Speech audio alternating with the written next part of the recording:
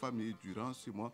À la place du repas de rupture, certaines préfèrent leur envoyer un peu d'argent. Les deux gestes n'ont pourtant pas la même portée, nous dira Sogona Kamisoko. Et puis, nous nous intéresserons aux 10 derniers jours du mois de Ramadan que de plus en plus de musulmans consacrent à la retraite spirituelle. Batraoré a fait le tour de certaines mosquées pour nous. Hors du Mali, nous irons au Soudan où ont éclaté hier des combats entre les soldats de l'armée régulière et la milice du numéro 2 de la transition. Nous, Sissoko, qui suit ces dossiers, sera en direct dans ce studio. Le Rwanda et le Bénin décident de renforcer leur coopération militaire pour faire face au terrorisme. Une décision qui fait suite à la visite d'État de Paul Kagame au Bénin. Brahma Traoré nous en dira plus, il sera en direct. Sport avec Famourou Durte qui est d'ailleurs déjà là avec moi dans ce studio. Bonjour Famourou. Bonjour Serou Fomba. Alors avec vous, nous ferons le tour de l'actualité sportive. Au menu, il y aura du football, du basketball et du handball. Oui, la phase allée des matchs de groupe du championnat national de basketball a pris fin ce samedi. En football, il sera question de la 14e et 15e journée du championnat national de Ligue 1, du handball aussi. On va parler avec le Challenge Trophy des moins de 18-20 ans filles que notre pays va abriter du 19 au 23 avril 2023. Alors, on se donne rendez-vous vers la fin du journal. Santé, nous en parlerons. Le savez-vous, le ramadan peut nous aider à avoir une meilleure santé. Braksa Ouattara a approché des spécialistes. Nous les suivrons en fin de journal. Auditrices, auditeurs, bienvenue. La communication est essentielle dans le changement de comportement face au paludisme. Le paludisme dont l'impact est dévastateur sur les familles, les communautés et le développement de la société. Et c'est du moins la conviction des responsables de la santé du Mali et de leurs partenaires notamment l'OMS. Ils ont organisé hier samedi une conférence de presse en amont de la célébration de la Journée mondiale de lutte contre le paludisme, édition 2023, une édition qui a pour thème, il est temps de parvenir à zéro cas de paludisme, investir, innover, mettre en œuvre. Pour atteindre cet objectif, la communication est capitale dans la lutte contre la maladie, estime le ministère de la Santé et du Développement social. Compte rendu, Jules Sambou-Sissoko. En prélude à la célébration de la 16e journée mondiale de lutte contre le paludisme, le 25 avril prochain, couplé à la Semaine nationale de lutte contre le palu édition 2023, le ministère de la Santé et du Développement social, à travers la Direction générale de la Santé et de l'hygiène publique, renforce la communication et la mobilisation sociale face au fardeau du paludisme. Le thème retenu cette année est « Il est temps de parvenir à zéro cas de paludisme, investir, innover, mettre en œuvre ». Dr lieutenant-colonel Aïssata Kouni, directrice du programme national de lutte contre le paludisme. Le paludisme constitue toujours la première cause de mortalité et de morbidité chez nous au Mali. Mais en réalité, moi je dirais que le gros du problème, c'est un problème comportemental. Et vous, les hommes de presse, c'est à vous de nous aider dans ce sens pour sensibiliser aussi, tout comme le personnel sanitaire. Les stratégies de lutte contre la maladie, le vaccin, les indicateurs et les défis sont entre autres aspects évoqués par les hommes de médias. Dr Cheikh Tidiane Traoré, directeur général de la santé et de l'hygiène publique. Dès qu'on comprend comment on doit attraper le palu, il nous revient de l'éviter. Mais comment l'éviter? Pourquoi ça nous cause autant de problèmes depuis les périodes anciennes jusqu'à maintenant?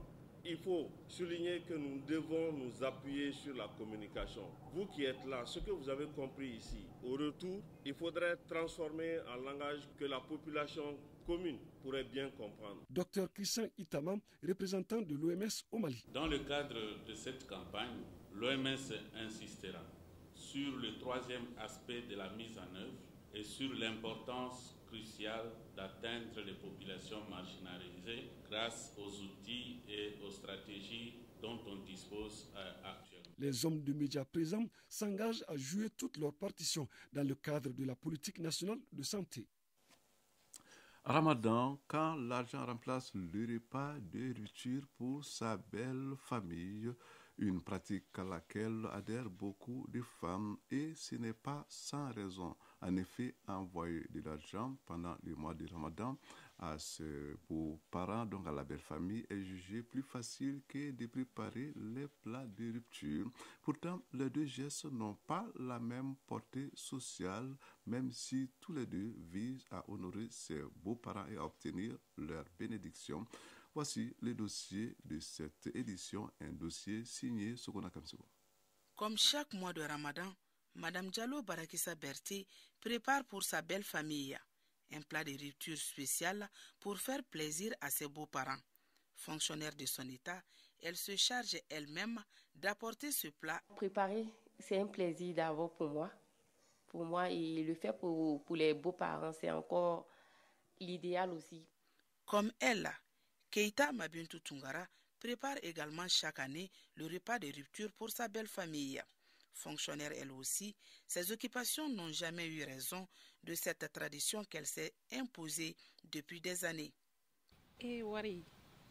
L'argent, nous, on ne connaît pas ça. On est venu trouver nos mamans préparées pour leur belle famille et nous suivons leurs traces. Pour moi, si on envoie de l'argent, l'objectif ne sera pas atteint. Tu peux faire un bon moment sans que certaines personnes ne mangent ton repas. Pour moi, c'est une occasion d'offrir des repas délicieux à ses beaux-parents et de recevoir en retour leur bénédiction. Depuis quelques années, le repas de rupture semble prendre une autre forme monétaire. En termes précis, beaucoup de femmes préfèrent envoyer de l'argent à leurs beaux-parents au lieu de préparer. Seydou Sangaré, chef de famille. Changer le rythme donation alimentaire en argent, vraiment là, je crois que c'est pas la peine. Par exemple, on peut avec un 5 000 francs, on peut peut-être faire un ragoût pour les beaux-parents et la famille où ça va quitter, chacun aura peut-être son compte. Mais s'il faut donner 5 000 francs, imaginez-vous. Seydou Patrice Adamele, chef de famille.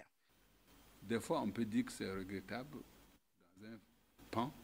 Dans l'autre, on va dire, bon, c'est une bonne chose parce que ça facilite quand même la mobilité. Surtout en ces temps où il fait très chaud. Donc, ça peut résoudre deux choses. La possibilité de satisfaire à la demande sociale, la possibilité pour l'acquéreur de manger ce qu'il veut manger. Penser à la famille, c'est ce qui est l'essentiel de mon point de vue. Lamine Sandi Aïdara, sociologue. Moi, je crois que c'est la paresse qui commence à les gagner. Et cela, c'est inquiétant. C'est vraiment inquiétant. Et l'argent ne règle pas tout. Le fait de préparer et qu'on consomme le plat, le menu d'une belle fille, cela dénote un peu de l'éducation qu'elle a reçue à la maison. À défaut de préparer pour leur belle famille, certaines femmes se rabattent sur les pâtisseries pour l'achat de plats de rupture. La principale explication est la modernité et surtout la rapidité du service. Cette nouvelle pratique est-elle en phase avec la réalité ou la tradition malienne? Sangare Kadija Keita, belle-mère. Le bourranfana est une tradition chez nous. Préparer pour la belle famille est une bonne action recommandée. L'effort que tu fournis sera toujours récompensé. Ce sera une bénédiction pour ton foyer. Face à la modernité, la préparation du plat de rupture pour sa belle famille peut-elle encore y résister pour combien de temps? Une chose semble faire l'unanimité, à savoir certaines de nos valeurs méritent d'être préservées et consolidées. Un dossier signé Sokona Kamisoko, qui n'est pas du tout paresseuse car elle a toujours choisi de préparer des plats copiés pour ses beaux-parents plutôt que de leur envoyer de l'argent. Nous restons dans la mouvance du Ramadan pour parler de la retraite spirituelle pendant les 10 derniers jours du mois de Ramadan dans les mosquées pour se consacrer à la prière. En tout cas, c'est une pratique qui est fréquente de nos jours. Ces fidèles abandonnent tout et s'installent dans les mosquées pendant les 10 derniers jours du mois de Ramadan pour obtenir plus de récompenses en termes d'adoration. Batravé et son équipe n'étaient pas en retraite spirituelle. Ils ont plutôt fait le tour de certaines mosquées pour nous faire comprendre le pourquoi de cette pratique et ses avantages. Grande mosquée de Sabalibougou en commune 5 du district de Bamako, les fidèles viennent de s'acquitter de la première prière de l'après-midi et attendent l'heure de la seconde. C'est le moment de la récupération pour Ama Sadou Touré et plusieurs autres fidèles musulmans. Ils sont en retraite spirituelle à l'intérieur de l'édifice religieux pour les 10 derniers jours du mois de Ramadan, une pratique ancienne en islam selon eux. Ama Sadou Touré, fidèle à la mosquée de Sabalibougou. Une chose que le prophète Mohammed sallallahu alayhi wa sallam l'a fait, donc c'est à nous de l'imiter aussi, parce que Allah subhanahu wa ta'ala a dit de suivre le prophète Mohammed sallallahu alayhi wa sallam. Les adorations que nous faisons et autres choses, c'est pour avoir l'agrément d'Allah. À quelques kilomètres de là, précisément à la mosquée Katina de Bakodi Koroni, Modibo Samake et plusieurs autres camarades pratiquent le même rituel. Modibo Samake, fidèle à Bakodi Koroni. Nous sommes là pour gagner des bénédictions, pour aussi obtenir beaucoup de doigts. Sur la rive gauche du fleuve Niger, Ibrahim Touré, cet enseignant, s'est installé dans la mosquée Ouami d'Amdallah depuis l'entame de la dernière décade du mois béni de Ramadan. Il mesure la portée de cette pratique. L'objectif, c'est d'abord à la recherche d'une nuit qu'on appelle la nuit du destin, ou la nuit de l'Laylatul Qadr. Donc c'est une nuit qui a une importance capitale dans la religion musulmane. La nuit du destin, qui est meilleure que 1000 mois. C'est-à-dire quand tu abandonnes tout, tu es uniquement dans la mosquée, tu es prêt à faire tout pour avoir ce jour-là. Cette thèse est confirmée par le leader religieux Omar Seydou Koulibaly dit Farouk. Les 10 derniers jours du mois de Ramadan constituent des moments d'intense prière pour le musulman. Il s'agit d'un moment d'obéissance à Dieu qui va permettre aux croyants de se purifier davantage pour mériter le paradis. Cette retraite dans les mosquées pour mieux se consacrer à l'adoration pendant les 10 derniers jours du mois de Ramadan est perçue par beaucoup comme un pèlerinage en soi. Un exercice qui doit permettre aux pratiquants de bénéficier d'un bonus en termes de récompense pour le jour du jugement dernier. Radio Mali, 13h13. Nous abordons à présent la page internationale de ce journal. On se rend d'abord au Soudan où après des mois de tension, des combats ont éclaté hier matin entre les soldats de l'armée régulière et les FSR, la milice du numéro 2 de la transition, le général Emeti. Le bilan provisoire annoncé par ce dimanche 16 avril au matin par le syndicat des médecins est de 56 morts parmi les civils, des dizaines de chez les belligérants et de plusieurs centaines de blessés. Bonjour Nihun Sissoko. Bonjour Seydou Fomba. Alors dites-nous, quelle est l'évolution de ce conflit enclenché hier entre les FSR, forces de soutien rapide, et l'armée soudanaise? Toute la nuit, les explosions se sont poursuivies comme un orage en fond sonore à faire trembler les fenêtres selon une source. Les habitants de la capitale n'ont pas fermé l'œil, calfeutrés chez eux. Et le jour s'est levé à Khartoum au son des mitrailleuses du SCA et des tirs d'artillerie. La journée du dimanche a été déclarée fériée dans l'état de Khartoum où les écoles, les banques et les bureaux gouvernementaux seront fermés. Seuls des militaires combattent dans les rues ce matin.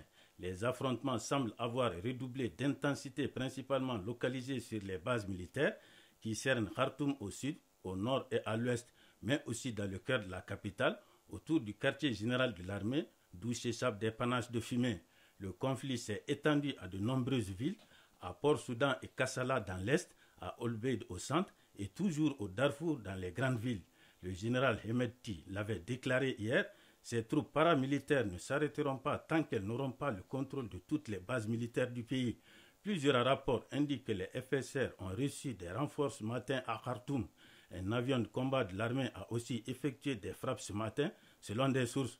Au vu de leurs déclarations antagonistes, les deux généraux Abdel Fattah al-Burhan et Hemedti, anciens alliés lors du coup d'État de 2021, semblent s'être lancés dans un combat à mort.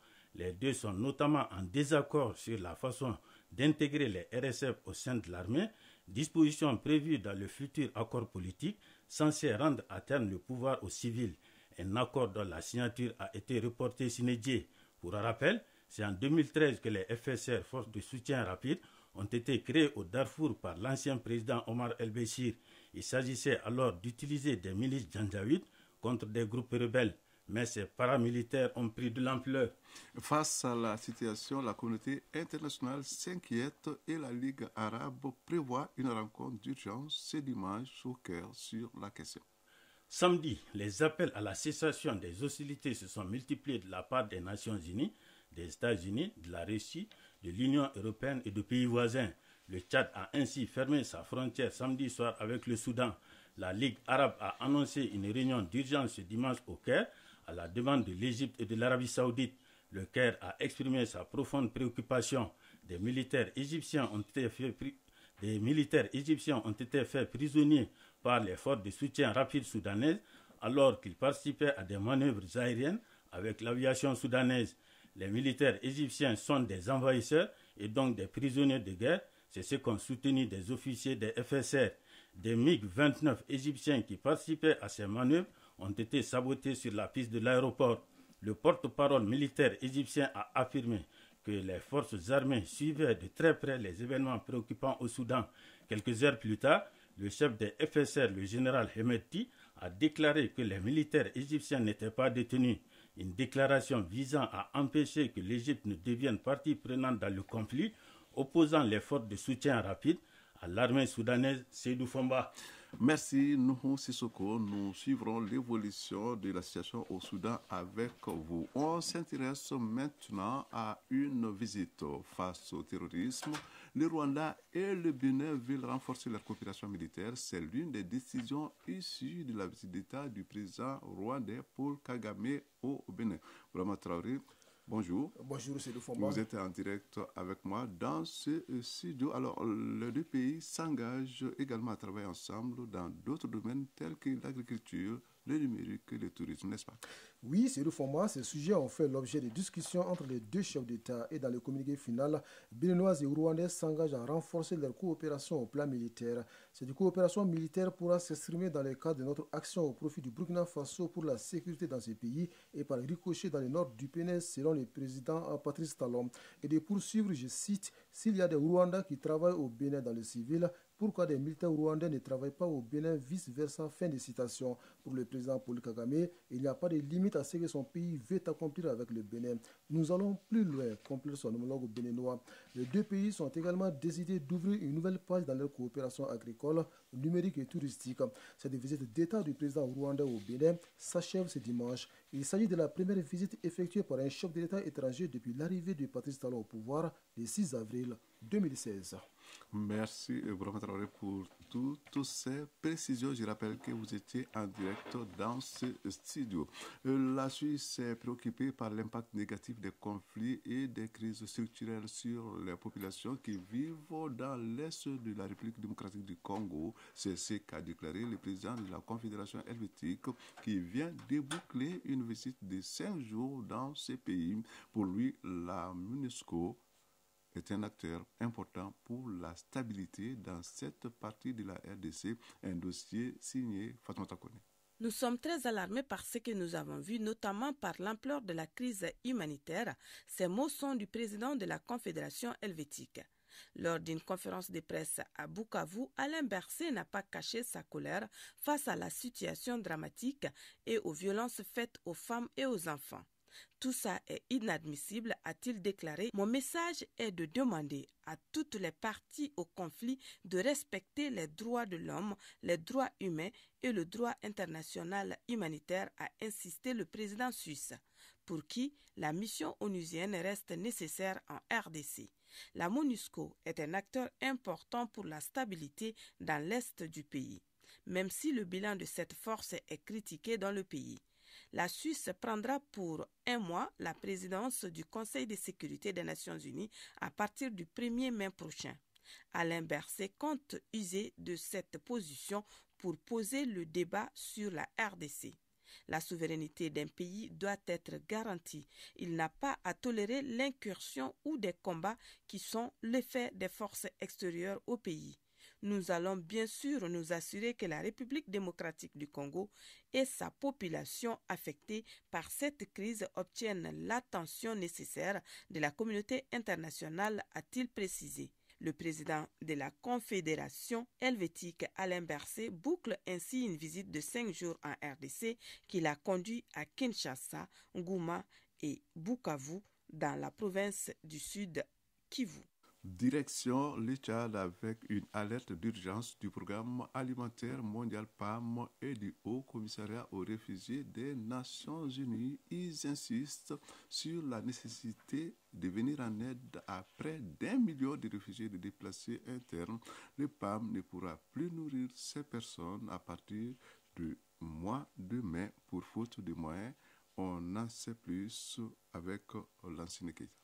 Le programme alimentaire mondial est confronté à un manque de financement qui ne lui permet plus la distribution normale des vivres, même à 35% des réfugiés et aux déplacés internes au Tchad, un pays qui constitue l'un des principaux pays d'accueil des réfugiés soudanais, nigérians, camerounais et centrafricains. Face à ce besoin croissant, les humanitaires ne distribuent que des demi-rations à seulement un tiers des réfugiés et uniquement la moitié de l'année. Il tire donc la sonnette d'alarme. Pierre Honora, représentant et directeur pays du PAM au Tchad, exprime le besoin à 142 millions de dollars pour les 6 prochains mois. À défaut de la mobilisation de ce fonds, la situation se compliquerait surtout pour ceux qui n'ont même pas un repas par jour. Selon le PAM, 2 millions de Tchadiens risquent de se retrouver en situation d'insécurité alimentaire sévère cette année. À ces tableaux sombres, Seydou Fomba, il faut signaler une nature peu généreuse avec la sécheresse, les inondations, la flambée des prix des denrées et la période de soudure qui s'annonce. Un dossier signé Lassine Keita. Nous allons maintenant au pays du soleil levant. Les pays du G7 se sont engagés à accélérer leur sortie des énergies fossiles dans tous les secteurs à l'issue d'une réunion de leurs ministres du climat, de l'énergie et de l'environnement au Japon.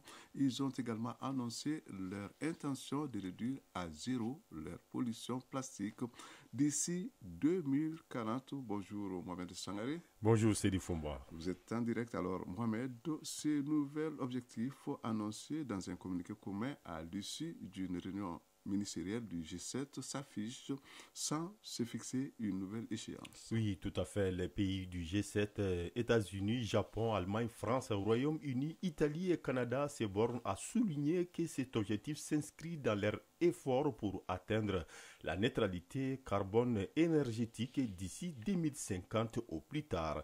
Ils étaient déjà engagés l'an dernier à décarboner majoritairement le secteur de l'électricité d'ici 2035, un objectif reconfirmé ce dimanche. Signe des négociations difficiles, le G7 n'est pas parvenu à s'engager spécifiquement sur une date de sortie du charbon dans le secteur de l'électricité, alors que le Royaume-Uni, soutenu par la France, avait proposé l'échéance de 2030.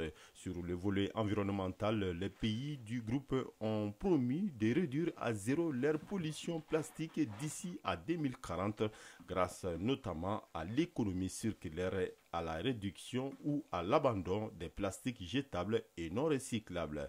Plusieurs membres du G7, comme le Royaume-Uni, la France et l'Allemagne, portaient déjà cet objectif, mais pas les États-Unis et le Japon notamment. Aussi s'agit-il d'un signal fort avant la prochaine session de négociation d'un traité international sur le plastique qui se tiendra fin mai à Paris, a souligné dans un communiqué le ministre français de la Transition écologique. Le G7 a aussi réaffirmé son engagement d'œuvrer avec les autres pays développés à rassembler 100 milliards de dollars par an pour les pays émergents contre le réchauffement climatique, une promesse datant de 2009 et qui devait initialement être tenue dès 2020. Un sommet pour améliorer l'accès au financement des pays en développement en matière climatique, un point sensible crucial pour une réussite de la COP28 est notamment prévu fin juin à Paris. Merci Mohamed Sangare qui était, je vous le rappelle, en direct. Après l'actualité internationale, nous allons à présent aborder la page sport du 13h dimanche.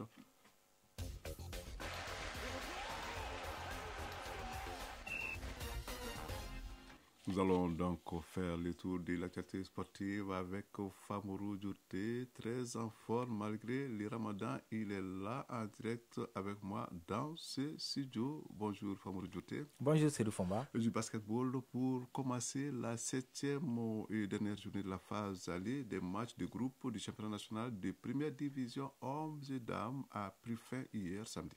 Oui, à l'occasion de la 7e journée chez les messieurs, le Stade Malien de Bamako a battu le Sigui Cailles par 62-51. L'AS Police a mordu la poussière devant l'AS Real 60-75. Le Djolobassé s'est imposé devant l'AS Mandé 70-75 et Atar Club de Kidal a gagné contre l'USFAS par 61-62. Chez les dames, le Stade Malien de Bamako a dominé le centre de formation Salamatou Maïga de Cailles par 109-37. L'AS Police a remporté son duel face à l'AS Real 61-60. Le Djolobassé a pris le meilleur sur l'AS Commune 6 39-83 et l'USFAS a surpris Calavan Sport Club 74-59. Alors au classement chez les dames, le Stade Malien de Bamako mène la danse avec 13 points. Le Djolobassé et Calaban Sport Club sont 2e et 3e avec 12 points chacun. Du côté des messieurs, l'AS Real est en tête avec 12 points, Atar Club de Kidal 11 points et l'USFAS 10 points complète le podium. A signalé que le Stade Malien homme a 3 matchs en retard.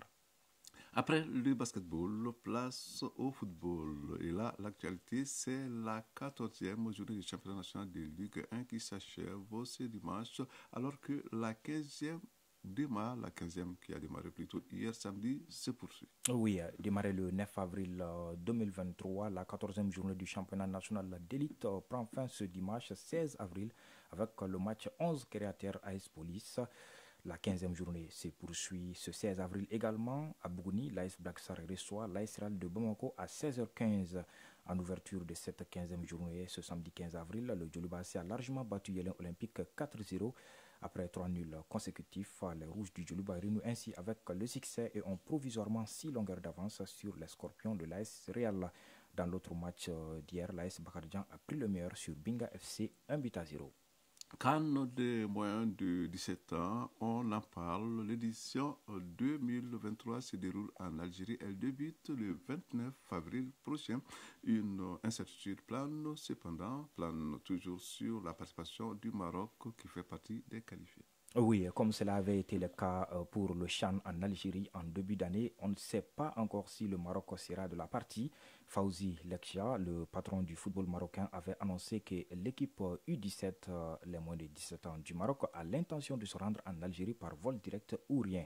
Or, l'Algérie maintient toujours son espace aérien fermé avec le Maroc.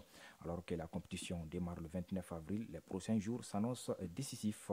Comme décidé récemment par le comité exécutif de la Confédération africaine de football CAF, dans l'article 27 du règlement de la compétition, toutes les équipes participantes doivent arriver 5 jours avant le début de la compétition. L'association hôte prend en charge les coûts y afférents. C'est donc le 24 avril ou plus tard que l'on saura si les Lionceaux déclarent forfait. Cette marge de 5 jours est indispensable pour réaliser les différents tests IRM d'éligibilité destinés à détecter les éventuels cas de fraude sur l'âge. Mais elle permettra aussi à la CAF d'avoir le temps de se retourner en cas de forfait du Maroc. Alors, outre cette tension autour de la CAN de moins de 17 ans, l'Algérie et le Maroc luttent également pour l'organisation de la CAN 2025 chez les seniors. Affaire donc à suivre. Du handball, puisque le handball c'est aussi l'actualité, ce dimanche, le Challenge Trophée des moins de 18 et 20 ans filles approche à grands pas le tournoi du Mali le 19 avril, n'est-ce pas? Oh oui, notre pays, le Mali, s'apprête à recevoir plus de 300 athlètes pour le tournoi qui concerne les filles en cadet et junior. L'annonce a été faite par le président de la Commission nationale d'organisation, le colonel Modibo Naman Traoré, lors d'un point de presse tenu dans la salle de conférence du centre d'entraînement pour sportifs élite Ousmane Traoré de Kabbalah. Il avait à ses côtés le président de la Fédération malienne de handball et vice-président de la commission d'organisation, le lieutenant-colonel Cheikh Mohamed Chérif Tunkara. 9 pays prendront part à ce challenge trophée cadet et junior filles. Il s'agit du Mali, de la Gambie, de la Guinée-Bissau, du Cap-Vert, du Sénégal, de la Sierra Leone, de la Guinée, de la Mauritanie et du Maroc.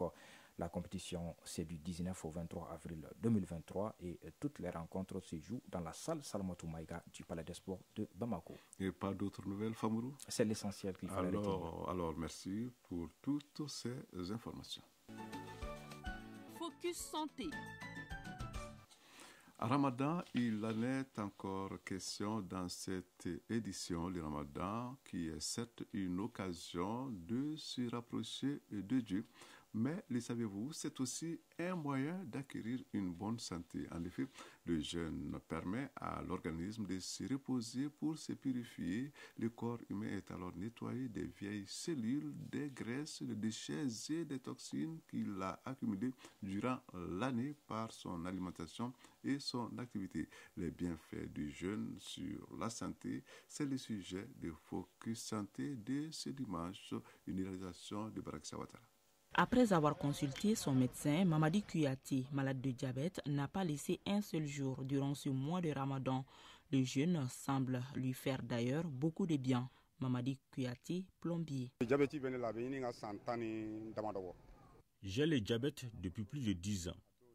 Lors de la dernière consultation, mon taux de glycémie était élevé. Le médecin m'a prescrit des médicaments que je prends et en même temps je jeûne.